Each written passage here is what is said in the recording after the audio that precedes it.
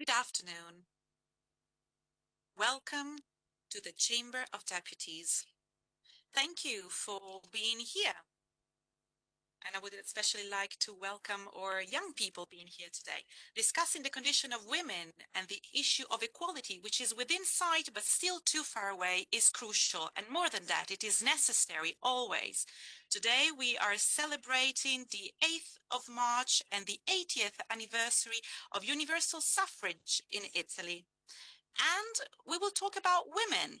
We'll talk about life and death, freedom and repression, dreams and gallows, faces and veils.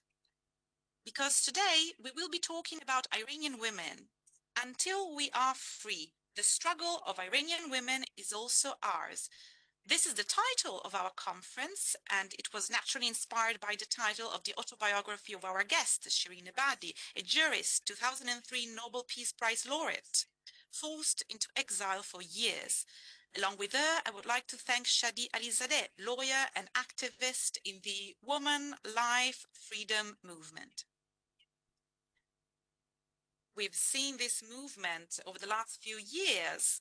I would also like to welcome and thank Cecilia Sala, journalist at Cora Media, an expert on the situation in Iran, who was arrested and imprisoned by the Tehran regime for 21 days in the prison in the hell of Evin just over a year ago. And finally, I would like to thank Gianni Riotta, a journalist, columnist for La Repubblica, author of popular podcasts, who has long covered international affairs, including On the Field.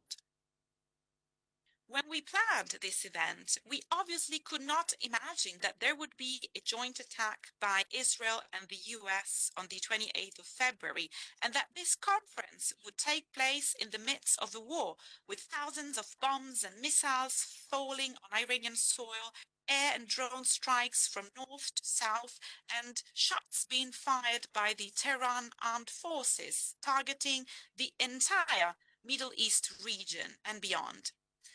The fire that is raging in this country, that has long been torn by conflicts, is a figurative one, but also, unfortunately, very realistic, as is the risk of further escalation and alarming consequences in an already disrupted global order. But it is Iran we want to talk about today. We will talk of women and their struggle, which has been going on since the 8th of March 1979. A struggle for dignity, rights, freedom, the possibility of living a normal life without the constraints imposed by theocratic fanaticism and without the risk of being imprisoned, abused, or killed. That's what happened in September 2022 to Mahsa Amini, a 22-year-old girl of Kurdish origin who was arrested in Tehran by the morality police for not wearing the hijab according to the rules, and who died shortly afterwards as a result of violence. Protests and demonstrations broke out across the entire country, with hundreds of thousands of women and girls taking to the streets to challenge their regime by uncovering their faces. Great international solidarity was shown at the time. And in that case, as in the many previous protests that had broken out since Khomeini's theocratic regime took power in 1979, the repression was ruthless. And it still is today. In 2024 alone, more than 30 women were hanged. And we should also recall the recent massacre after the latest uprising, which broke out at the end of December because of inflation and poverty. It's spread rapidly everywhere and among all social classes, especially young people and students. A regime and a supreme leader, Khamenei, increasingly detached from reality, blind and concerned only with their own survival and probably aware of their eternal and international weakness, reacted with the greatest massacre in the tragic history of the Islamic Republic. Some observers have gone so far as to count up to 20,000 people killed by the Revolutionary Guard and the regime's police. I mentioned the 8th of March 1979 earlier, and let me come back to that. Women, and not only women, took to the streets to protest against the introduction of compulsory veiling in public demanded by Ayatollah Khomeini. Victory seemed close thanks to tens of thousands of courageous women, but it was only a matter of time before the obligation became law.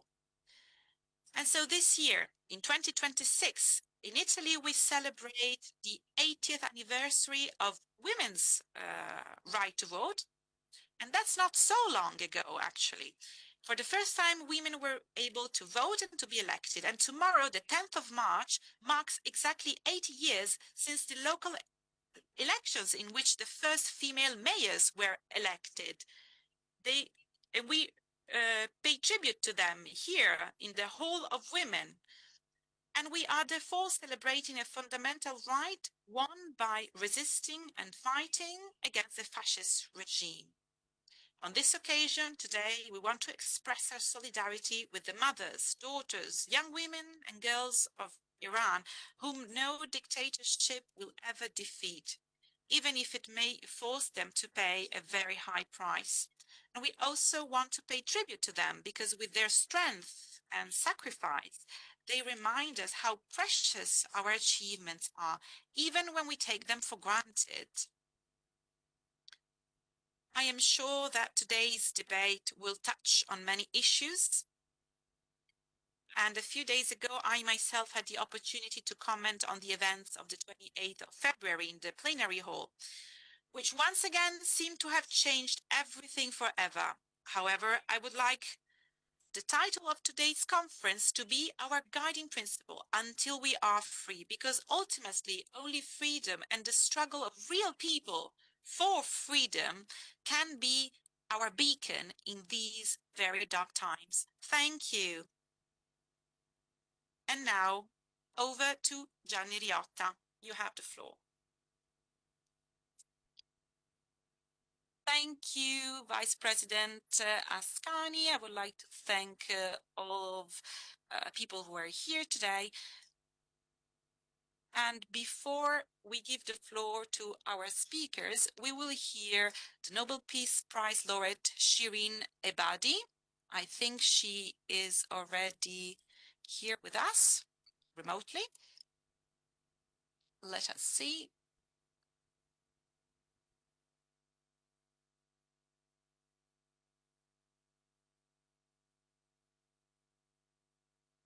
Respected Assembly, esteemed representatives, ladies and gentlemen, thank you for the opportunity to speak to you about the current situation in my country.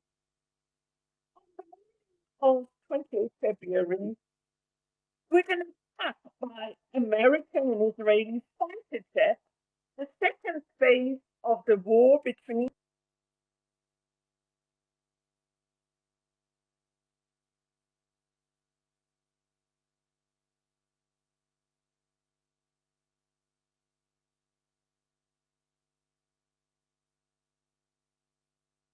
were killed. On the birthday, Supreme Leader and a number of top government officials were killed.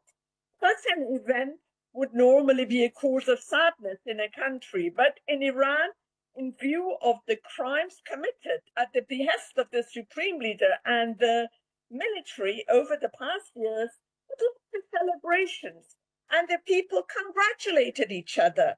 They danced and rejoiced on the streets. And you probably witnessed those scenes in your respective countries thanks to internet. Of course, in some countries, including Pakistan and Lebanon, they don't.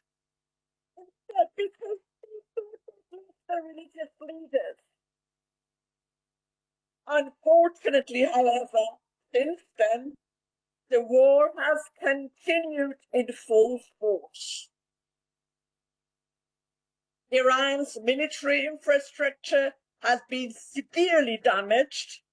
In the second week of the war, they began to hit the country's oil facilities, and the huge flames of the fire engulfed various regions in the country, to the extent that the Red Crescent in Iran announced that the air was a health hazard, and the country could be submerged by toxic rain that can damage lungs it went on to give instructions to the people on how to deal with it.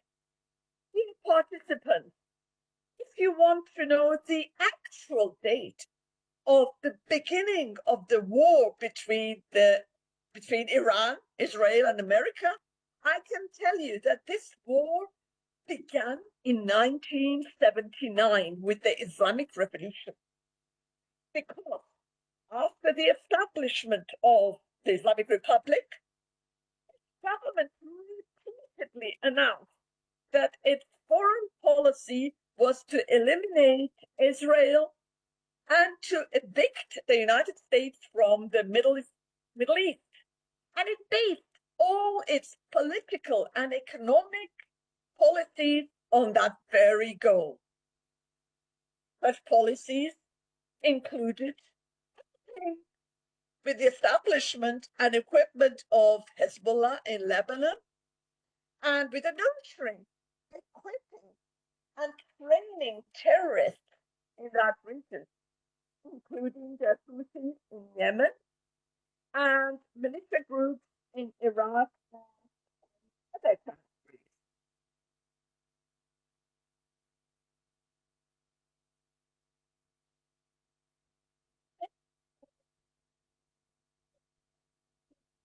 The children have been sent to America and death to Israel.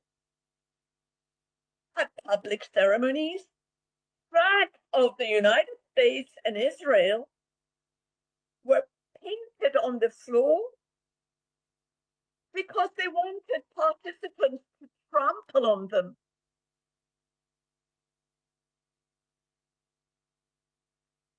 The entire budget of the country was spent on such a wrong policy, to the extent that, according to official statistics, 70% of the population of the country fell below the poverty line even before the war broke out.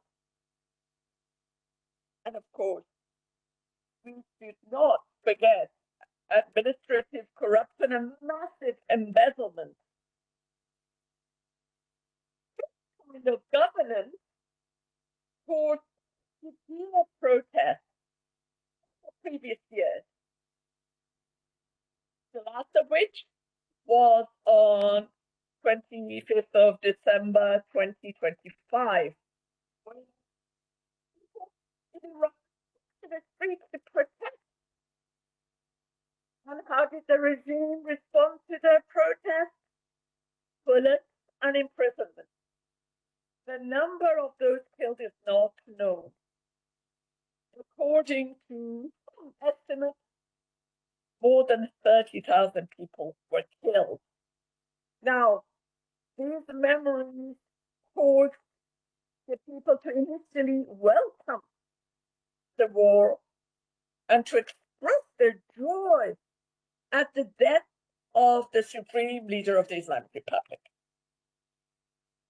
After the death of the supreme leader, based on the constitution, a provisional leadership council was formed, made up of the president, the head of the judiciary, and high-ranking clerics, in order to appoint a new supreme leader.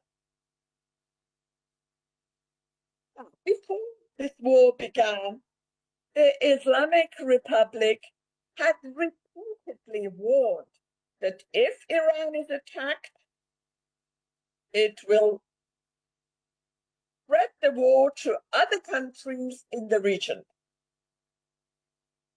Now, in fulfilling that promise, the Islamic Republic attacked the United Arab Emirates, Saudi Arabia, Qatar, Kuwait, Bahrain, Oman, Cyprus, Turkey, and Azerbaijan under the pretext of attacking US military bases. It bombed International airports of Dubai, Abu Dhabi, Kuwait, Qatar, Bahrain, Nakhchivan, and Erbil in the Kurdistan region of Iraq, all of which caused severe disruption to air, freight, and transport in these very regions. With the approach of these affected countries in the to retaliate Iran, President said to the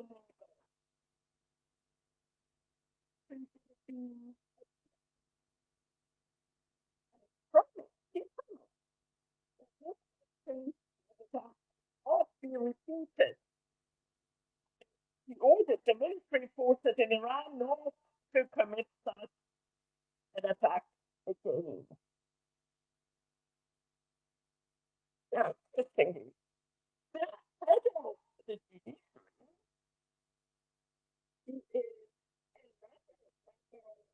the interim leadership council formed to appoint a new leader. The opposite order to that of the president on that very day. And he announced that Iran would be attacking countries in the region. After that, Dubai airport, Bahrain, Italy, Mexican plants were attacked. It is worth remembering that last night, 8th of March, the Assembly of Experts in Iran, which is in charge of appointing the next supreme leader, appointed Mujtaba Khamenei, the son of the previous leader who was killed, as the new leader.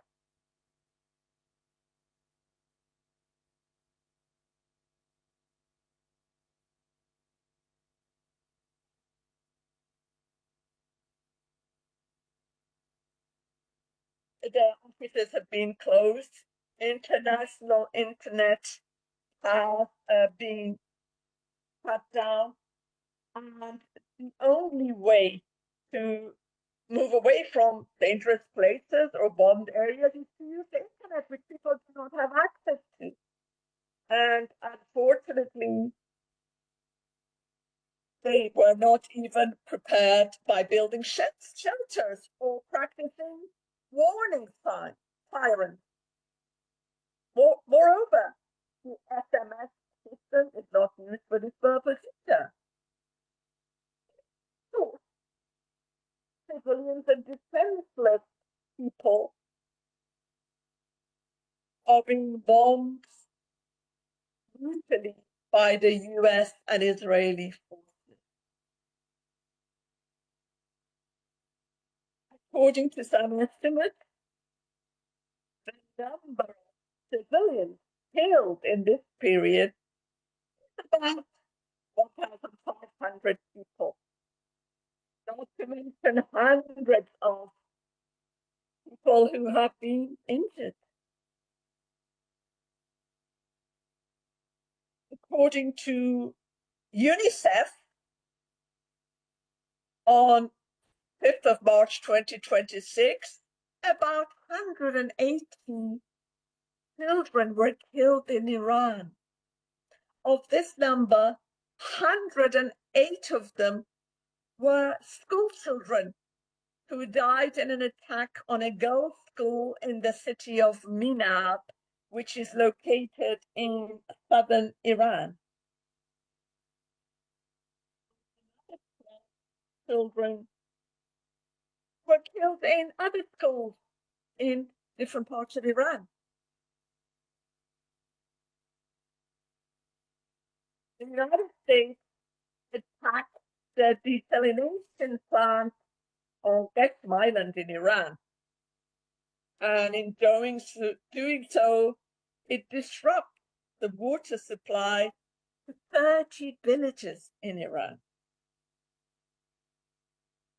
Unfortunately, the war continues.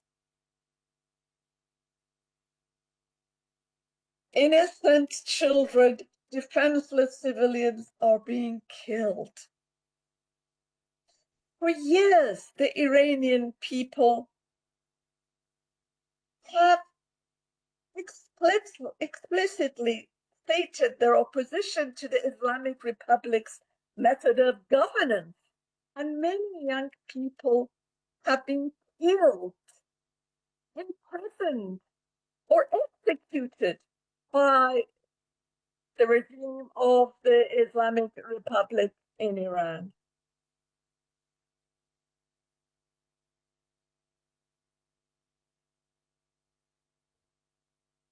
In the past 47 years, we, the people of Iran, have become that we are friends with our neighbors,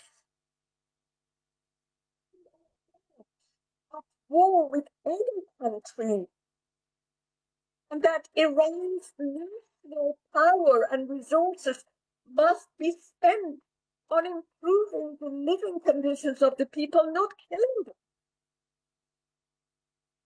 We do not need 50% uranium enrichment to give the United States an excuse to attack Iran.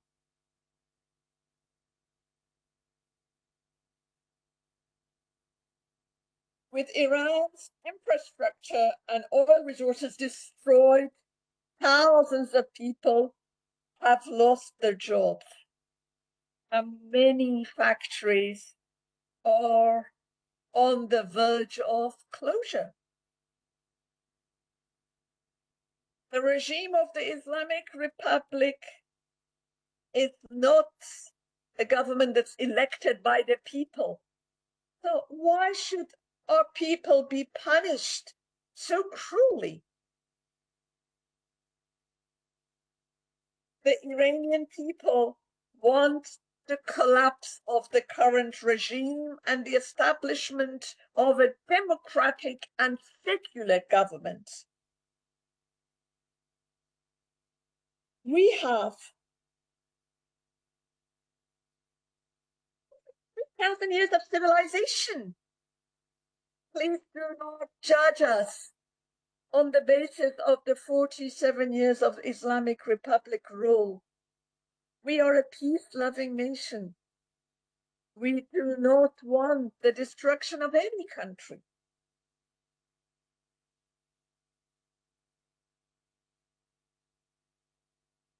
We will resist to the end for the freedom and prosperity of Iran. We will not allow foreigners to establish a government for us. Our courageous and capable youth are the guardians of the independence and territorial integrity of our homeland. We will emerge victorious because we are confident that light will overcome darkness. Thank you so much to all of you for listening. If you have any questions, I am ready to answer them.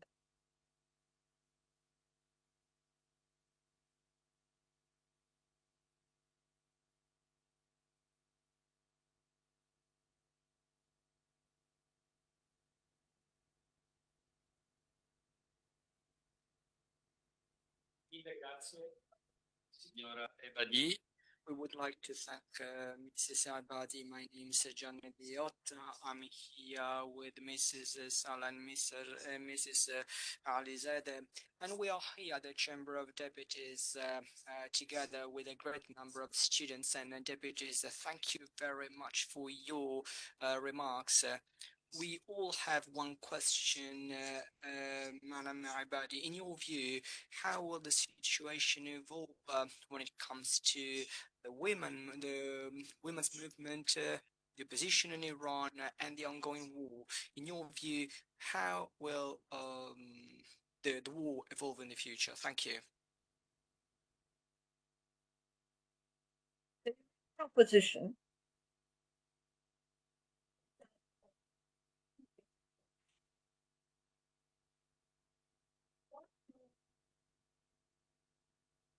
or the public, the conference of Iran.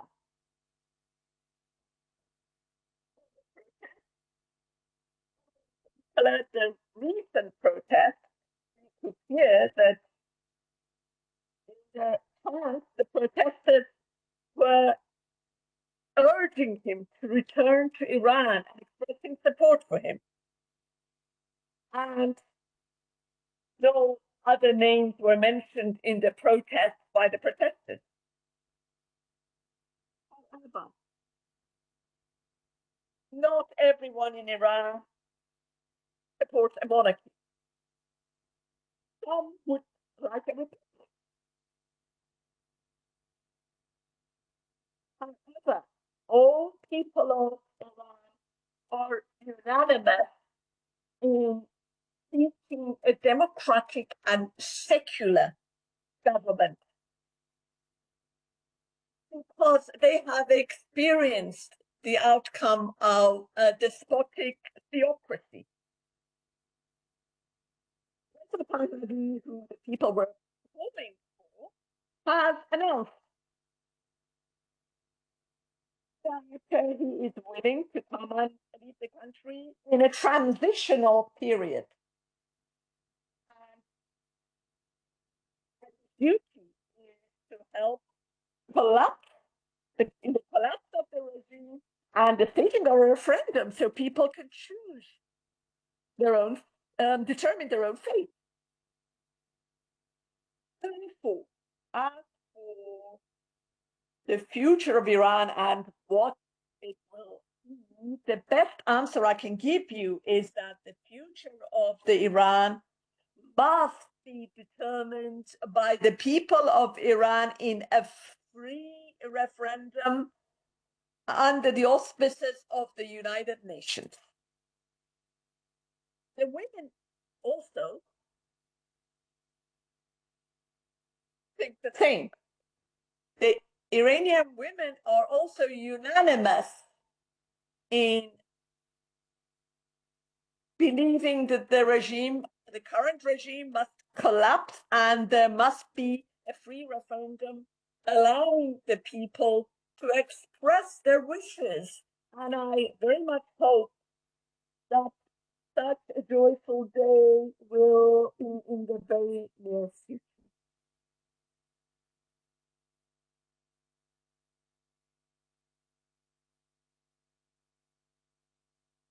Thank you very much, Shirin Ebadi, Nobel Peace Prize laureate in 2003. Thank you very much for your remarks. We will now start our debate here at the Chamber of Deputies.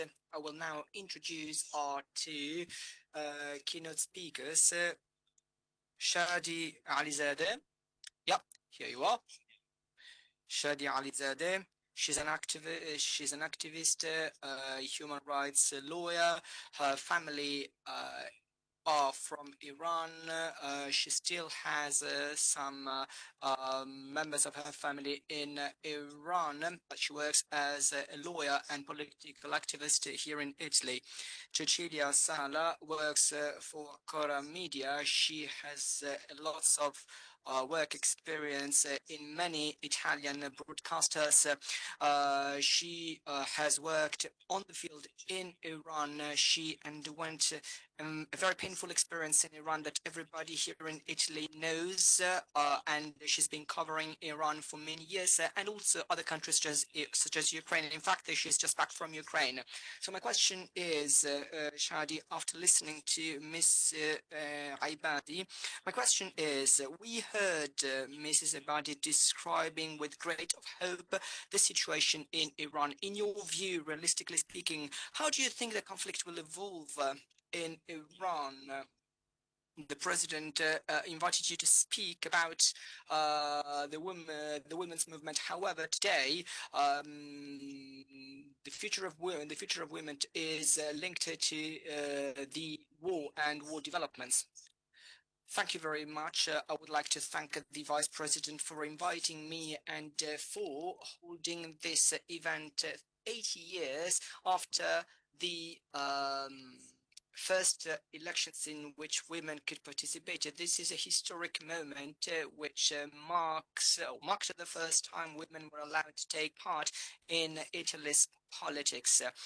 And it coincides with what is happening in Iran. Like you said, there is a movement, Women, Life and Freedom, that allowed people from Iran to call for the downfall of the theocratic regime in Iran. This movement started from a protest that has been going on for 47 years. This resilience, this pain turned into political resistance and activism so that society has been changed as a whole. You reminded that on the 8th of March 1979, a great number of women took to the streets, and we also would like to remember the mechanism through which women in Iran were segregated, and which is basically based on customs. The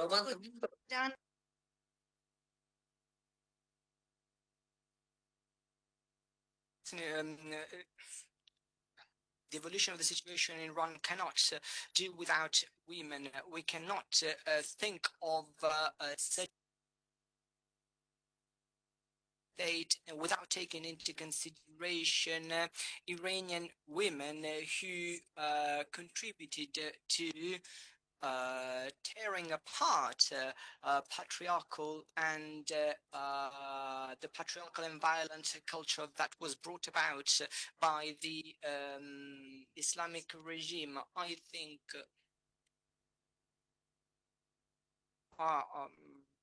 that any war is a defeat for all people involved.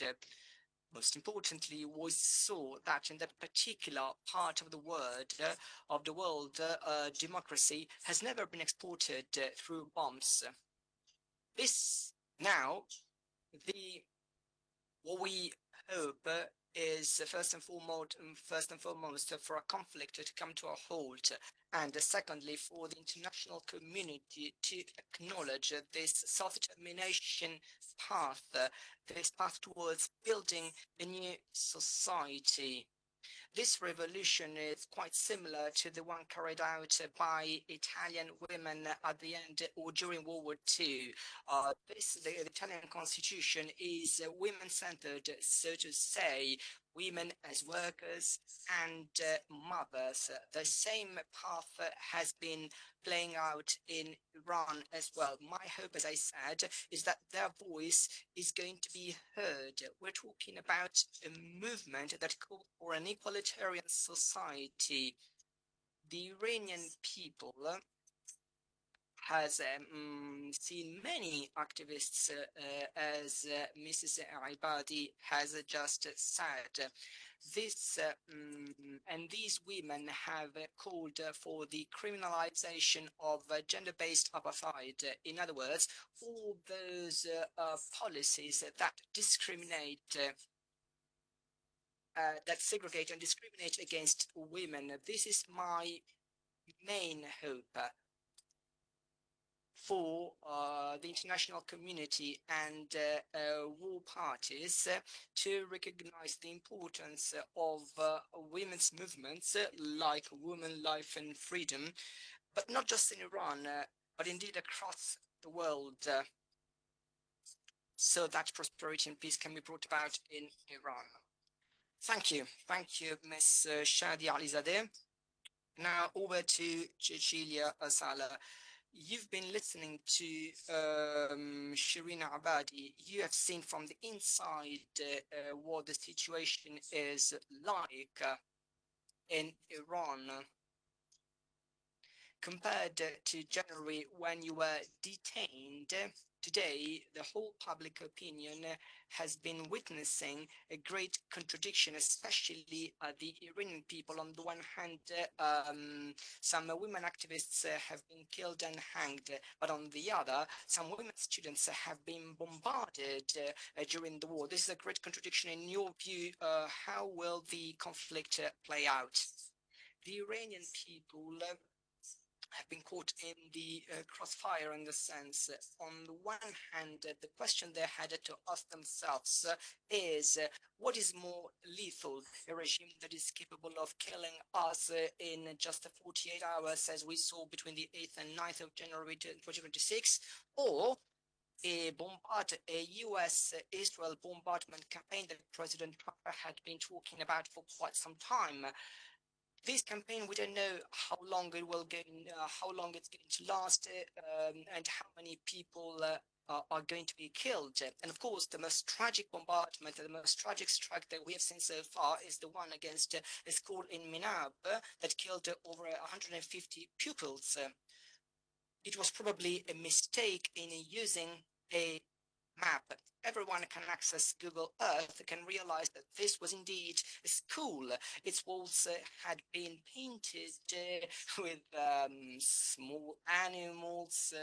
However, in the maps dating to before 2013, this was still part of the Iranian Navy base that was located over there. So it quite is the Pentagon likely used a map dating back to before 2013. 150 graves have been seen, and this has become one of the most, one of the strongest images of this war. So the Iranian people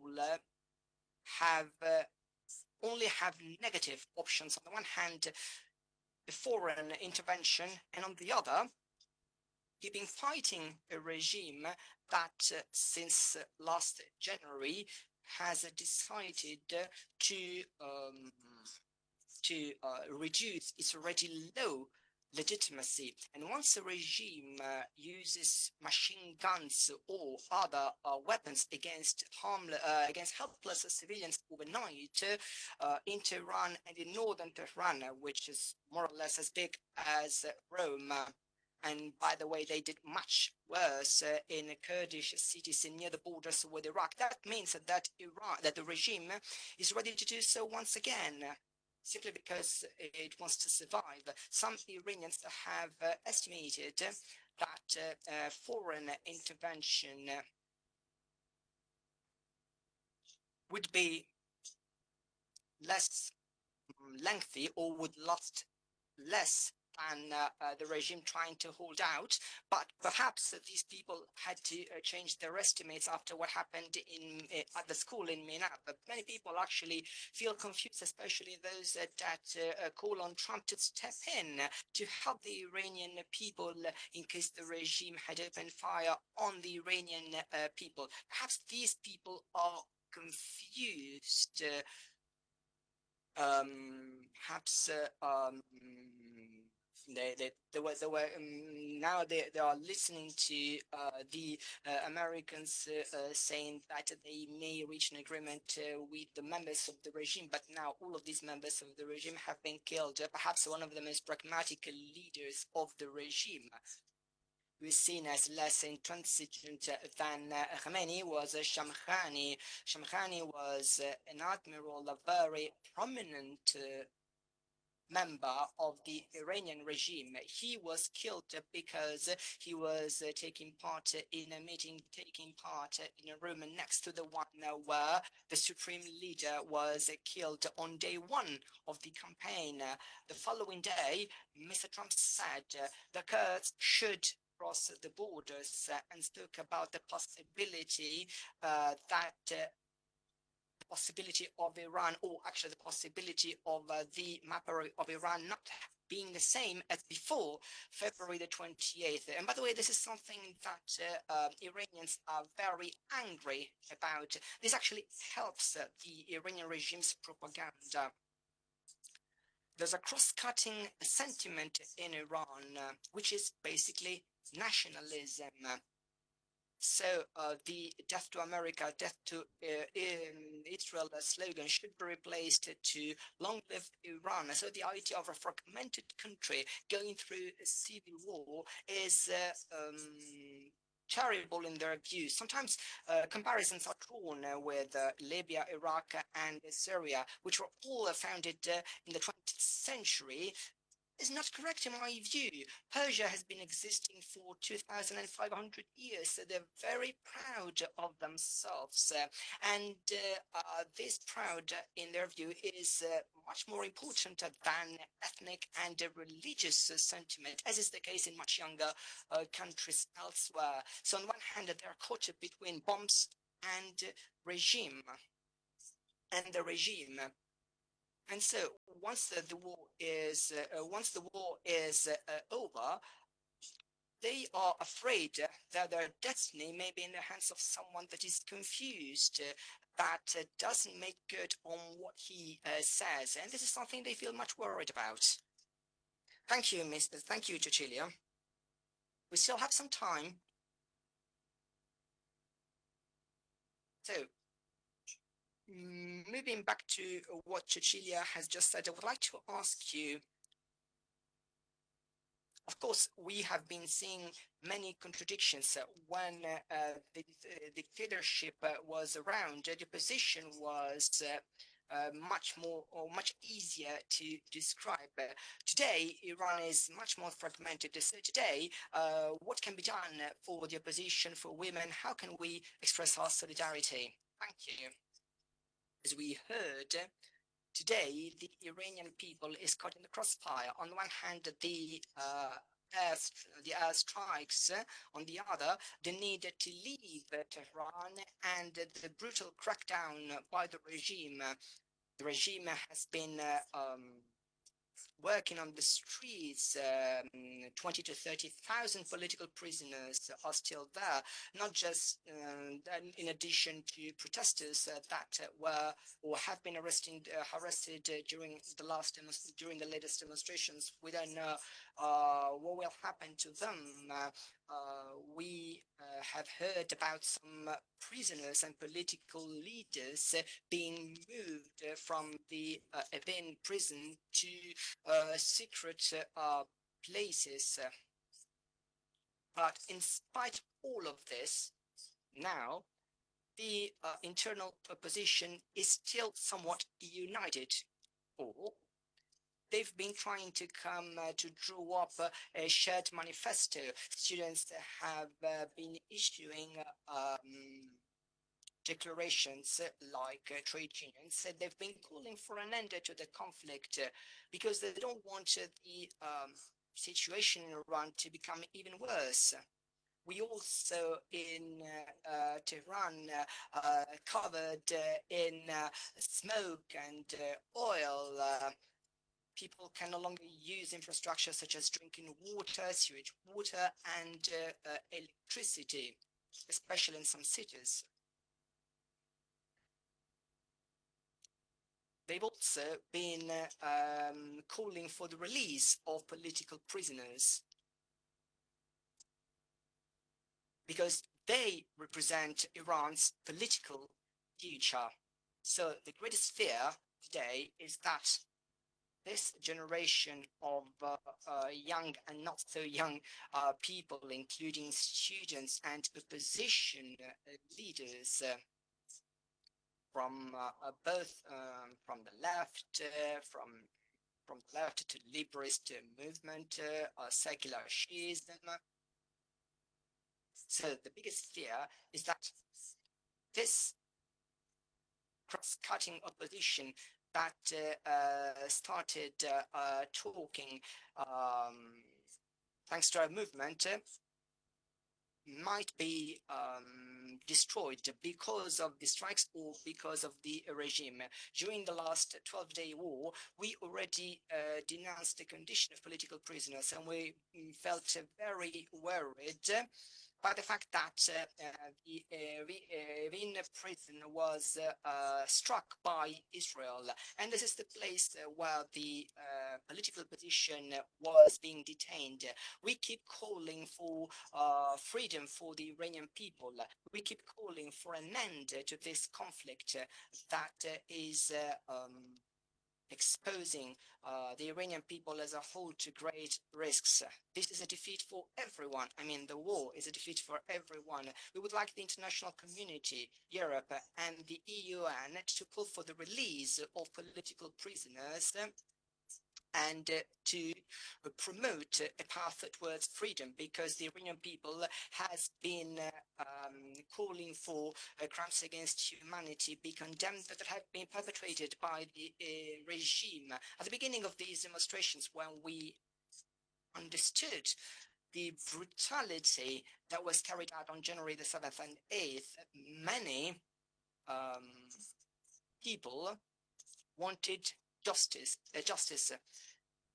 wanted these crimes to be recognized, to be condemned, and wanted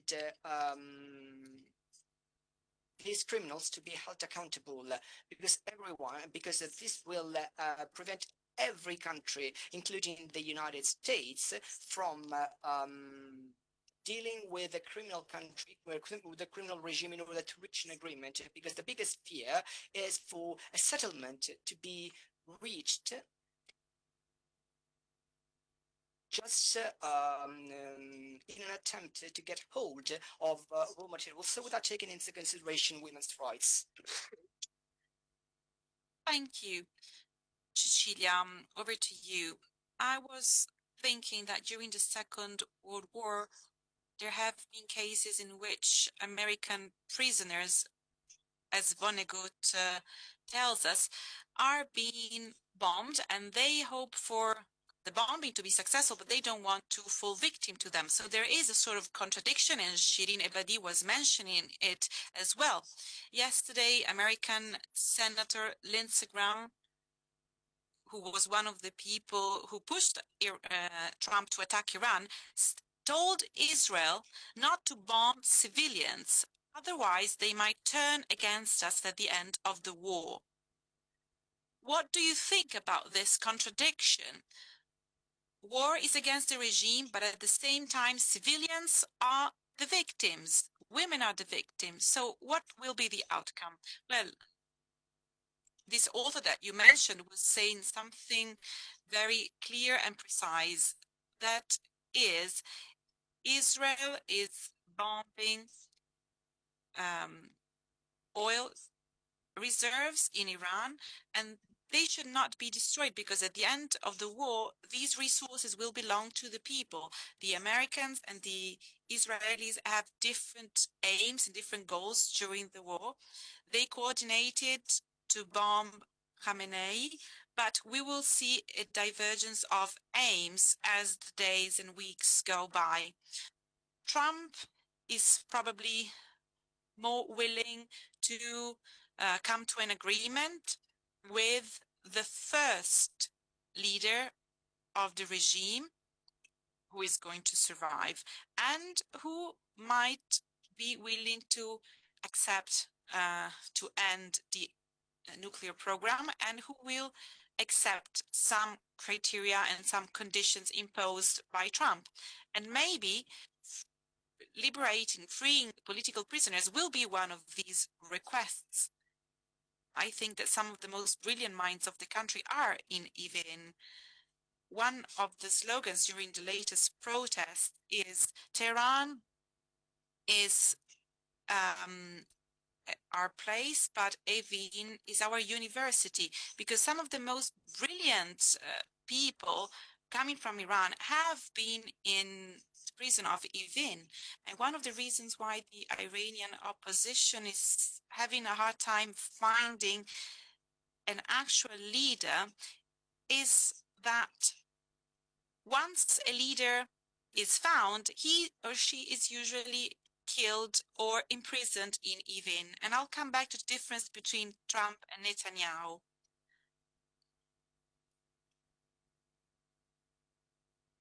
People in Israel do not really like a new regime that has just a new facade, but it's the same overall. So it's just a matter of time, in their opinion. The ballistic program has not been abandoned completely.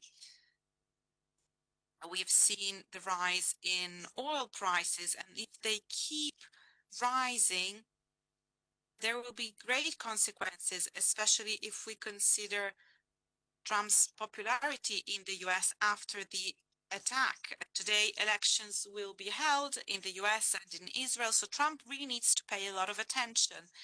Israel, on the other hand, is maybe the only country where everyone agrees with the attack on Iran. And this decision is more popular than the prime minister himself. He wants the regime in Tehran to fall, and he doesn't want to pay too high a price. And he wants to find agreement with the part of the regime which will survive. Whereas Trump thinks that in a few years, the Iranian might go back to the nuclear program.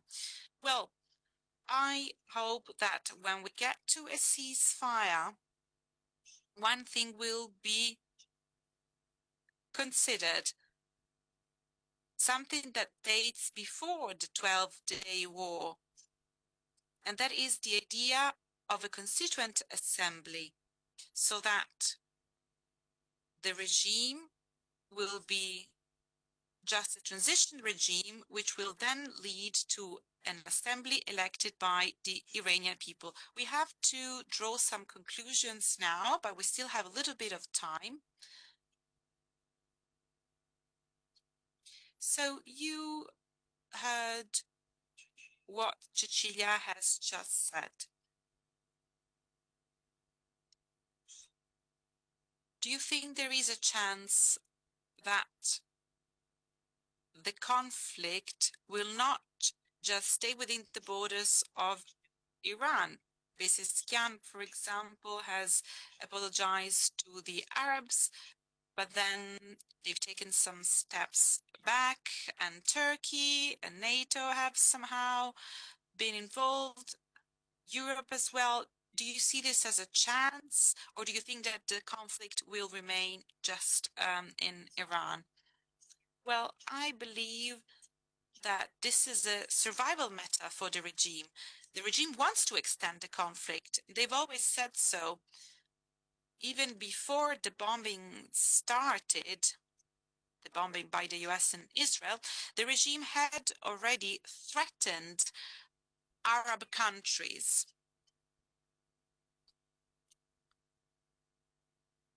In case they would have supported the bombing. There is a part of the world, a part of the Middle East that is changing. The population is changing. The lifestyle, political activism are changing. So the conflict might expand. This is an actual risk that we are facing. And this has also a lot to do with electoral matters at this time.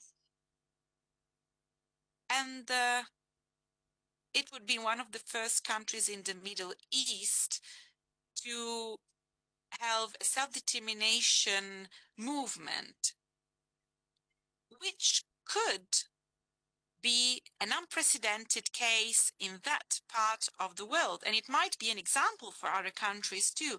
Why am I saying all this? Whilst Iran was being bombed last Saturday, during the last evening of the Saremo festival, we heard the news of Khamenei being killed. And as the Nobel Peace Prize laureate said, we had complex feelings about it, because on the one hand, this was a hard time, the end of a grieving time for all families being separated. But this was also a first sigh of relief that maybe the regime was about to fall. But in the following hours, this hope started to crumble, and then we saw the appointment of Khamenei's son. But then Afghan women took to the streets too, in solidarity with the Iranian people, and they started celebrating. They were happy about the fall of a supreme leader, especially when the apartheid regime by the Taliban is considered. These sort of movements have united multiple people. The Iranian people are made of different ethnicities, but they are very united. And it is no coincidence that the movement started with the killing of a young Iranian Kurdish girl. And the movement started and was created and took these three words, woman, life, and freedom, from a Kurdish saying. So many different ethnicities have been united. The Afghan women were the first ones in 2022 to take to the streets screaming, woman, life, and freedom. So from my point of view, this movement is scary somehow, because these are people, these are women with a clear idea of the future. It's not just a reactive movement, but it's a movement with a clear view of the Middle East, and which wants a real change in the way the Middle East is ruled and governed. So we believe that the movement will stand, the woman life movement will stand, and the Iranian people will stand tall until the fall of the regime. Then the nuclear issue. This has never been wanted by the Iranian people. It's always been wanted by the regime. So the democratic transition will definitely put women at the center. Yesterday, we were talking with the students, and we saw some pictures of women in 1926. These women, Iranian women, gained the right to vote before Italian women did. Some women were mayors, they were members of the government. So it's really a self-determination path that started long ago. This is part of my history, of my city's history. Where is Esther's mausoleum? A woman who was able to change the destiny of her people. This history shows us that people somehow have to pay the consequences for the mere geography of their country. And we really have to go beyond this idea of Middle East just protecting economic rights and not human rights. Cecilia, you were mentioning the heir of Khamenei, his son. What kind of political strategy are you expecting from him? Can we please speak about it? I would not want to be too cynical, but I think he might not last long. He's a very mysterious person. He's never held a political speech in public. The majority of Iranian people have never heard his voice. There is just one video online in which he is speaking, saying that he has to take part in a seminar. He's a very obscure character, and his father was not. His father was very well known by his opponents as well, and he was well known for his ability to speak in public. But his son is sending a clear message. Everything is just like it was. We are not being bent by your bombs. Everything you got with this war is just substituting Ayatollah Khamenei with another Ayatollah Khamenei. This man has been working in the shadows near his father, and he has been working, has been supported by the Pasdaran. So he really understood a lot about the political dynamics of the country. He has been an ally of the Pasdaran for a while, but we'll have to see how long it lasts. At the beginning of last week, this man lost his father, his mother, his daughter, his wife. Maybe he might be hurt too. I wanted to add something to what you were saying earlier on, and on the political vision of women, life, freedom. During my last trip to Iran, I was really struck by this. I saw men showing solidarity and how this was condemned by the regime. There are so many girls who are not wearing the veil anymore in Tehran. There are too many women for the regime to arrest all of them. I was with a friend of mine. I was looking at these girls walking around with no veil. And then when they had to step into the pharmacy, they put on their hijab. And so I asked my friend, why are they wearing the hijab to step into the pharmacy?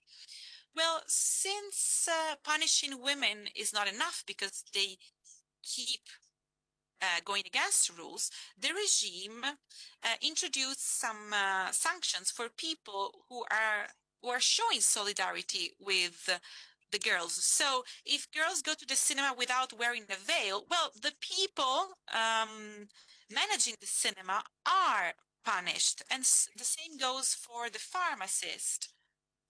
So girls were putting on the veil to protect the pharmacist. And the pharmacist replied, take it off. You are risking so much, so I'm not worried about what they might do to me. One slogan that was heard in 2022 is, I will kill anyone who will kill my sister. And many men took to the streets and were executed at the end. These were very young women, very young men, 20-year-old men who were showing solidarity with women. This is an important part of the history of this movement. This is a feminist movement, but it encompasses a whole generation of young people who have very different views about the world they wish to live in. I wanted to leave you the floor for a couple more minutes, starting with you, Cecilia. You heard Shirin Ebadi. What are you expecting? What should we take home from this meeting? How do you think the situation might evolve? Well, I'm speaking as a journalist now, so I cannot be too optimistic. I have to be pragmatic and tell you what I know. I think that Trump will try and reach an agreement with a more pragmatic representative of the regime in order to free himself from this very difficult situation, because if other US soldiers die, he'll have a hard time justifying it to the US people. He'll have a hard time explaining what the real threat was. So I fear that that's how it will end. And depending on who this person will be, this will tell us how dangerous the whole process will be for Iranians. Shady, over to you. We are also expecting the same scenario. As activists, we really can understand what the political vision is. And so our commitment will be to delegitimize any form of government or agreement which will be reached by an international community which is not really interested in hearing the voices of a people, hearing their will. And these people have been resisting for decades. We'll keep fighting because the Iranian people had to pay the price for a very wrong idea. The idea that there cannot be freedom in this part of the world. There can only be control, a control over trade, over resources, or there can only be conflict. This is a wrong idea. The idea that wars can bring about a change of regime. The Iranian people will never accept